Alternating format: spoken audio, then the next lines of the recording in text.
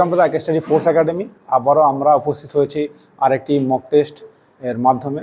যেহেতু এখন বর্ষাকাল, বাইরে সমস্ত জায়গায় প্রায় ভেজা আছে, তবুও যেহেতু আমাদের নিয়ম অনুযায়ী প্রতি মাসে একটা নির্দিষ্ট সময়ে এবং নির্দিষ্ট দিন পর সিলেবাস কমপ্লিট করার পর আমরা কিন্তু মক টেস্ট নিয়ে থাকি। আজ তারই পালা। তোমরা দেখতে পাচ্ছ আমরা পুরো বিল্ডিং জুড়ে আজকে কিন্তু মক টেস্ট নেওয়া হচ্ছে। এছাড়াও অনেকে দাবি করেছো যে স্যারদের থাকা রুমগুলো কেমন, ছাত্ররা কোন রুমে থাকে।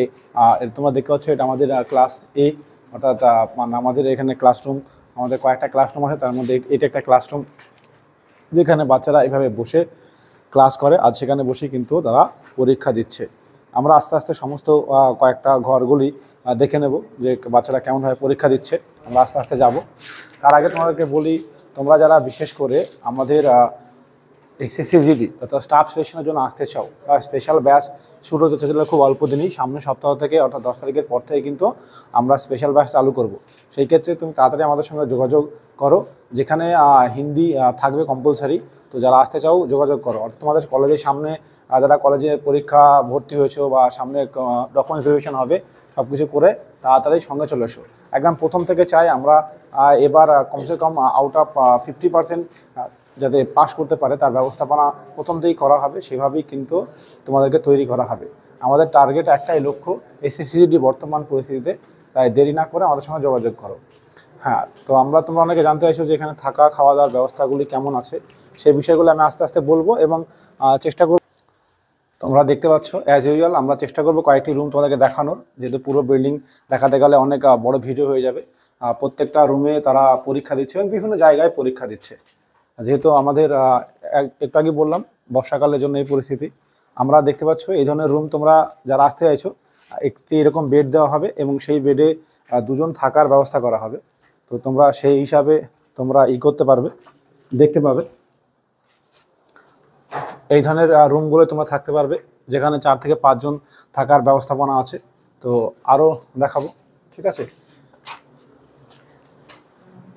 এটা আমাদের দেখতে পাচ্ছ সেকেন্ড ক্লাসরুম, যেখানেও পরীক্ষা চলছে। তো সেখানেও তুমি কিন্তু চলে আসতে পারো। হ্যাঁ, আমাদের স্যাররা বসে আছেন, তারা সব জায়গায় গাইড দিচ্ছে যারা বাচ্চারা যাতে সৎভাবে পরীক্ষা দেয়। কারণ হচ্ছে অনেকেই আছো, হ্যাঁ, অনেকে ভাবে হয়তো আমরা পানিশমেন্ট দেবো, সেই ভয় দেখাদেখি করে বেশি নম্বর তোলার চেষ্টা করে। সেটাও না পারে, যাতে সঠিক মূল্যায়ন হয়। উদ্দেশ্য একটাই, যাতে সঠিক মূল্যায়ন হয় সেই ব্যবস্থাপনা করা। আমাদের এই কোচিং সেন্টারটি নদিয়ার করিমপুর অবস্থিত। অ্যাজ ইউজুয়াল তোমরা জানো দীর্ঘ কয়েক বছর ধরে ধীরে ধীরে আমরা কিন্তু এগোচ্ছি এই দিকে। আমাদের অন্যান্য কোচিংয়ের থেকে আমাদের সিস্টেমটা একটু আলাদা। তোমরা সবাই জানো আমাদের ছাত্র সংখ্যা একটা নির্দিষ্ট পরিমাণ নেওয়া যায়, নির্দিষ্ট পরিমাণ ঘর, এবং সেখানে থাকার সুব্যবস্থাপনা আছে। কীরকম সেই ব্যবস্থাপনা তোমরা জানো, একটি ঘরে একজন থাকার অর্থাৎ সিঙ্গেল রুমের ব্যবস্থাপনা আছে, সেটাও সীমিত। এবং একটি রুমে দুজন থাকার রুম ব্যবস্থাপনা আছে, তো সেইগুলো সীমিত। ঠিক আছে, তো থাকতে পারো। এছাড়াও জেনারেল রুম আছে, যেগুলো তুমি থাকতে পারো। আমাদের এখানে থাকা খাওয়ার জন্য খুব সামান্য খরচ হয়, ঠিক আছে। তো তুমি সেগুলো দিয়ে একদম নিশ্চিন্তে থাকতে পারো। চাকরি হলে 2 লক্ষ 3 লক্ষ এরকম কোনো টাকার গল্প এখানে নেই।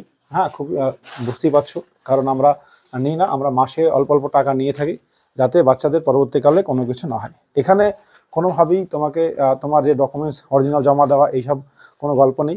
ভর্তির সময় শুধুমাত্র আধার কার্ড, তোমার উচ্চতা, বয়স, হ্যাঁ, এবং মাধ্যমিক অ্যাডমিটের জেরক্স কপি জমা নেওয়ার মাধ্যমে এখানে করানো হবে, এবং সঙ্গে 3 কপি ছবি লাগবে। এবং আমরা দেখাচ্ছি। এছাড়াও তোমাদেরকে আগের ভিডিওতে আমি দেখিয়েছি যে কীভাবে মেয়েদের রুম গুলি কেমন, তারা কীভাবে থাকে। হ্যাঁ, এরা এখানে পরীক্ষা দিচ্ছে বটে, কিন্তু এগুলো এদের রুম নয়। এগুলো হচ্ছে আমাদের সেকেন্ড বিল্ডিং, তোমাদের যেখানে দেখাচ্ছি।